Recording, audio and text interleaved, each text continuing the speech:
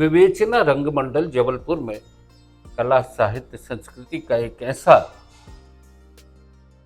संगठन कहें, एक ऐसी संस्था कहें जहां पर कि वैचारिक तौर पर समाज को एक नई दिशा दिए जाने का काम बीते करीब 3 दशकों से चल रहा है।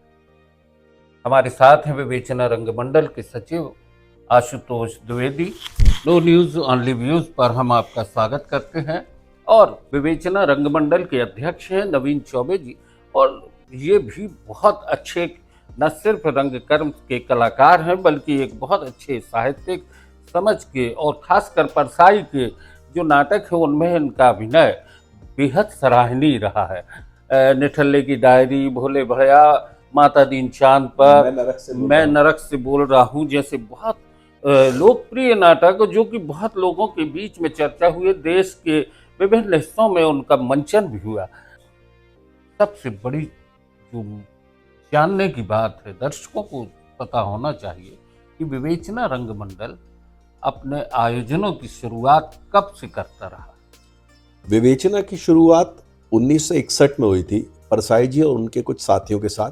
जो बात शहर अच्छे से जानता है, एक बहुत बड़ा सांप्रदायिक दंगा हुआ था उस समय, जो विभ्रांतियां फैली थी, उस फेक न्यूज़ को काटने के लिए शहर के बुद्धिजीवियों ने यह तय किया था कि वो हर नियत समय पे मिलेंगे, बैठेंगे और जितनी भी अफवाहें हैं उनका शमन करके सामंजस्य का और जो सच खबरें हैं वो फैलाएंगे और सौहार्दता को वापस लेके आएंगे। ये मिशन चलता रहा। 1975 से कुछ युवा, जिनमें से एक है आदरणीय नवीन चौबे जी जो विवेचना रंगमंडल के अभी अध्यक्ष हैं, वो अरुण पांडे जी, हिमांशु राय जी, इन लोगों ने मिल के अलखनंदन जी के नेतृत्व में इसमें नाटकों की परंपरा शुरू की। और उस समय जो व्यवस्था के विरोध का एक स्वर था, इमरजेंसी का समय था, उस समय में विवेचना में नाटकों का प्रारंभ हुआ। और 1993-94 तक आते आते विवेचना अपना काफ़ी नाम कमा चुकी थी। तब राष्ट्रीय नाट्य समारोह शुरू किया जाए, ऐसा विचार किया गया और 1994 में विवेचना रंगमंडल का पहला नाट्य समारोह हुआ था। उसके बाद से कभी एक आध बार इसमें कुछ शायद अवधान आया हो, मगर लगभग ये निरंतर चलता रहा। यानी कि दोस्तों, ये एक इस तरह की शुरुआत है जिसमें कि हम कह सकते हैं कि जब कोई सामाजिक ऐसी विसंगति खड़ी होती है जहाँ पर कि लोगों को, समाज को दिशा देने की ज़रूरत होती है, तो विवेचना अपनी वैचारिक प्रतिबद्धता के साथ खड़ा होता है। और विवेचना रंगमंडल से उठती है वो आवाज़ जो देश की आवाज़ होती है, एक आम आदमी की आवाज़ होती है, एक मजदूर की, एक किसान की, एक युवा की आवाज़ होती है। और विवेचना रंगमंडल का यह प्रयास भी रहा है कि लगातार समाज को जागरूक करना। अभी जो आपका विवेचना रंगमंडल का एक नाट्य समारोह होने जा रहा है, 31वां राष्ट्रीय नाट्य समारोह जी हो रहा है, इसमें कितने नाटक आपने शामिल किए? इस बार इसमें 4 नाटक हो रहे हैं। पहले दिन विवेचना रंगमंडल जबलपुर की प्रस्तुति है। सत्यनारायण पटेल हैं, इंदौर के काफ़ी नामी राइटर हैं, उनकी लिखी हुई एक कहानी है पर पाजेब न भीजे, इसका मंचन है।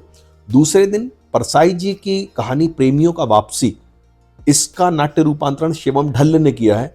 चंडीगढ़ के युवा लड़के हैं जो सात्विक आर्ट सोसाइटी के तहत फिल्मिश नाम से एक नाटक करने वाले हैं। इसमें हल्का फुल्का हास्य भी देखने मिलेगा और जो परसाई का तेवर है वो तो रहेगा ही।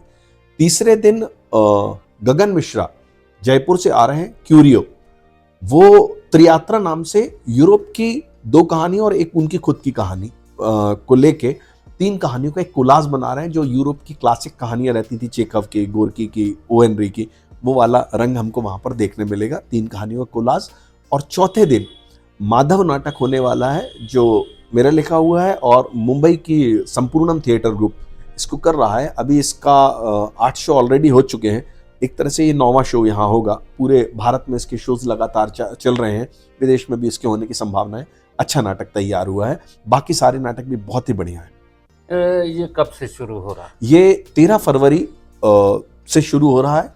13 को पर पाजेब न भीजे, 14 को फिल्मिश, 15 को त्रियात्रा और 16 तारीख इतवार को माधव।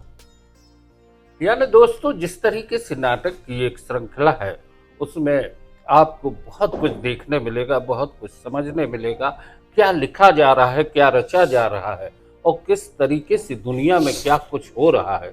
ये एक अपने तरह से कला का महाकुंभ है, जिसमें कि आपको देखने मिलेगी विचारों की वो गंगा, जिसमें आप अपने समाज के उन विचारों से जो कुसंगतियां हैं, विसंगतियां हैं, उनसे कहीं ना कहीं बाहर निकल के एक बेहतर समाज की कल्पना कर पाएंगे। एक सूचना और देना चाहूंगा। जी। 17 साल पहले हमने राष्ट्रीय रंग सम्मान की शुरुआत की थी। अरुण पांडे जी जो हमारे निर्देशक हैं, उनकी एक मंशा थी कि जो देश के दिग्गज प्रतिभाएं हैं उनको सम्मान किया जाए। उस श्रृंखला में 18वां राष्ट्रीय रंग सम्मान रंगमंच के और सिनेमा के एक जाना माना नाम है अशोक भाटिया जी, जिन्हें हम लोगों ने काफी देखा है। उनको हम लोग 16 तारीख को 18वां राष्ट्रीय रंग सम्मान प्रदान करने वाले हैं। आशुतोष जी, एक और बात पूछना चाहते हैं जो कि बहुत जरूरी है। विवेचना की एक बड़ी लंबी शुरुआत रही जी, एक बड़ा समय बीता, बहुत से कलाकार अब नहीं है जी, जिनको कि याद किया जाता है। जी, कश्यप जी, जरगर जी, जी, और भी लोग हैं जो कि कहीं न कहीं विवेचना से बड़े प्रतिबद्ध थे और बहुत समर्पित जी, कलाकार भी थे। न सिर्फ रंगकर्म को लेके बल्कि वैचारिक प्रतिबद्धता के साथ भी वे खड़े होते थे। नवीन जी, हम स्वागत करते हैं। जानना चाहेंगे कि परसाई को जब आप मंच पर अपने अभिनय के जरिए व्यक्त करते हैं तो क्या कुछ आपके भीतर बोलता है? क्या बोलेगा? जब हम परसाई को करते हैं, सबसे बड़ी चीज तो यह है कि परसाई हमारे चारों तरफ बगरा हुआ है। परसाई ने जो कुछ भी लिखा है अपने आसपास को देखकर लिखा है और हम सब भी उसको रोज देखते हैं अपने जीवन में, हमारे आसपास जो कुछ घटता है। और वही जब हम मंच पर खड़े होकर प्रस्तुत करते हैं तो वही सारा कुछ हमारे दिमाग से होते हुए, दिल से होते हुए हमारे अभिनय में व्यक्त होता है। तो परसाई करने वाले जितने भी एक्टर्स हैं उनके साथ सबसे अच्छी बात यह है कि उनको ये मालूम है कि हास्य और व्यंग में अंतर क्या होता है। सबसे महत्वपूर्ण चीज यह है कि व्यंग और हास्य के बीच एक बहुत ही झीना पर्दा होता है। अगर आप उस पर्दे के जरा सा इधर जाएंगे तो वो फूहड़ हास्य हो जाता है और अगर आप उसके साथ साथ चलेंगे तो वो परसाई का व्यंग होता है।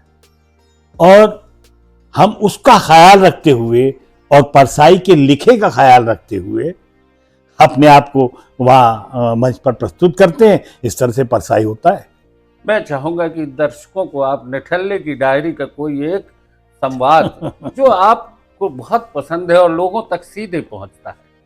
जी हाँ, एक बिल्कुल शुरुआती डायलॉग है उसका कि निठल्ला काका से पूछता है, काका क्या कर रहे हैं?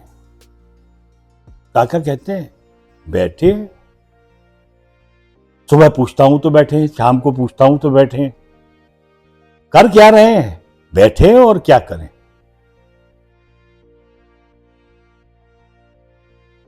नहीं, आप ही सोचिए क्या करना है। हमने तो सब सोच लिया। साला कोई काम करो तो आधे काम अच्छे होते हैं, आधे काम खराब होते हैं। अरे कुछ नहीं करने से कम कोई खराब काम तो नहीं होता, और खराब काम करने से अच्छा है भैया बैठे बैठे बढ़िया सोचते रहो। सो हम सोचते रहते। दोस्तों, ये परसाई के व्यंग की एक ऐसी क्षमता है जो कम शब्दों में और आदमी को सीधे अपनी बात कह देती है कि जो कुछ नहीं करता वो कोई खराब काम नहीं करता, वो बैठे बैठे सोचता है। और ये परसाई ने उन लोगों के लिए कह दिया जो कुछ नहीं करते, और यही एक व्यंग सीधा पहुंचता है उन लोगों के लिए जिनके लिए हम ये कहते हैं आराम हराम है, लेकिन वे आराम से बैठे हैं। नो न्यूज़ ओनली व्यूज पर आज बस इतना ही। आपको बहुत बहुत धन्यवाद, और आगे भी हम इस तरह की चर्चाओं में आप लोगों से मिलते रहेंगे, बात करते रहेंगे। धन्यवाद। धन्यवाद।